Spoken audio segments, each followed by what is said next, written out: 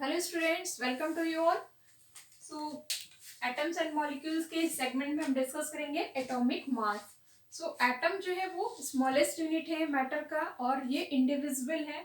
जैसे कि पुरानी रिसर्च के अकॉर्डिंग एटम जो है वो सबसे स्मॉलेस्ट पार्ट है और इंडिविजिबल है, यानी अब इसको हम डिवाइड नहीं कर सकते। बट लेटर ऑन जैसे जैसे केमिस्ट्री में रिसर्च आगे बढ़ी, उनके सब एटॉमिक पार्टिकल्स के बारे में भी लोगों ने जाना कि इलेक्ट्रॉन, प्रोटॉन, न्यूट्रॉन से मिलके एटम बना है। बट एटम इतना छोटा है कि इसका जो मास है इसे कैलकुलेट करना एक डिफिकल्ट टास्क है। क्यों? क्योंकि इसे हम केजी, ग्राम या मिलीग्राम में कैलकुलेट नहीं कर सकते। इसके लिए किसी स्मॉलेस्ट यूनिट की जरूरत है जिसको हम इसके मेजरमेंट के लिए यूज करेंगे। So the atomic mass of a hydrogen atom, एक हाइड्रोजन एटम का जो एटॉमिक मास है 1.673 इंटू 10⁻⁻24 ग्राम।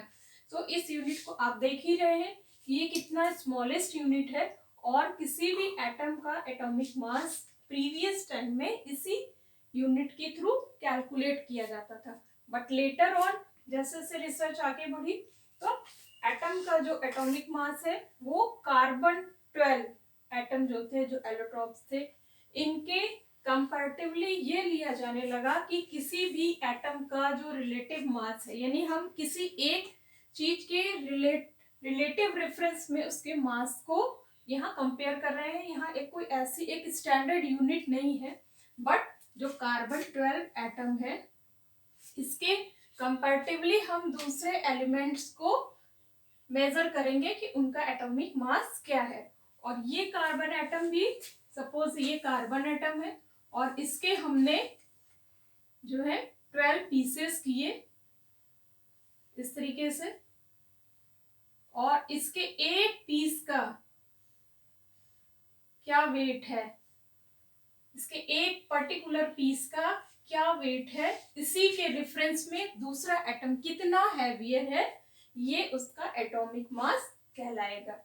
यानी the atomic mass of an element is the relative mass of its atoms as compared with the mass of an atom of carbon 12 isotope taken as 12 units। यानी carbon atom के 12 units में से किसी एक unit का part हमने ले लिया और उसका कितना मास दूसरे एलिमेंट के कंपैरेटिवली जो है वो इक्वल है।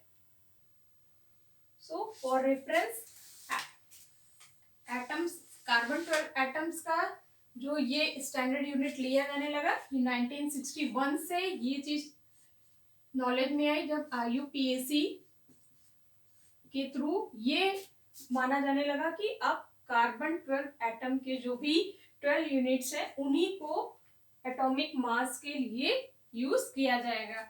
और एटॉमिक मास यूनिट जो है वो AMU है या फिर यूनिफाइड। इसके लिए मेजरमेंट के लिए इन दो यूनिट्स को हम यूज करते हैं, यूनिफाइड मास या atomic mass unit.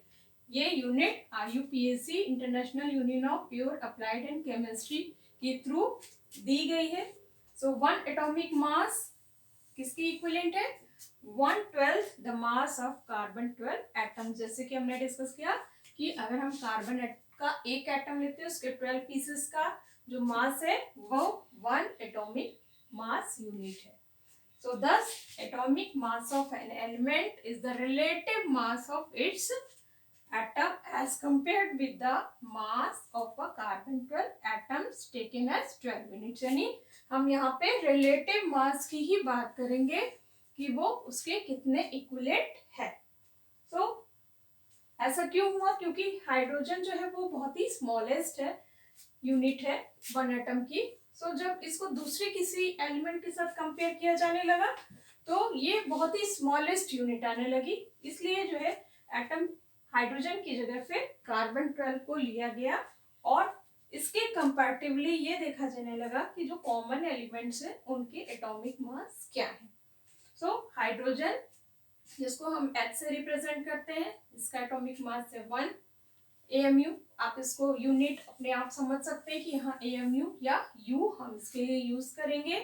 Nitrogen 14, oxygen 16, aluminium 27, fluorine 19, phosphorus 31, potassium 39, sulphur 32, chlorine 35.5, iron 56, zinc 65.5 and silver 108। सो इस तरीके से आप ये देख रहे हैं कि यहाँ पे जो भी इनका एटॉमिक मास दिया गया है ये एक रिलेटिव मास है कार्बन 12 एटम के 12 यूनिट्स के अकॉर्डिंग।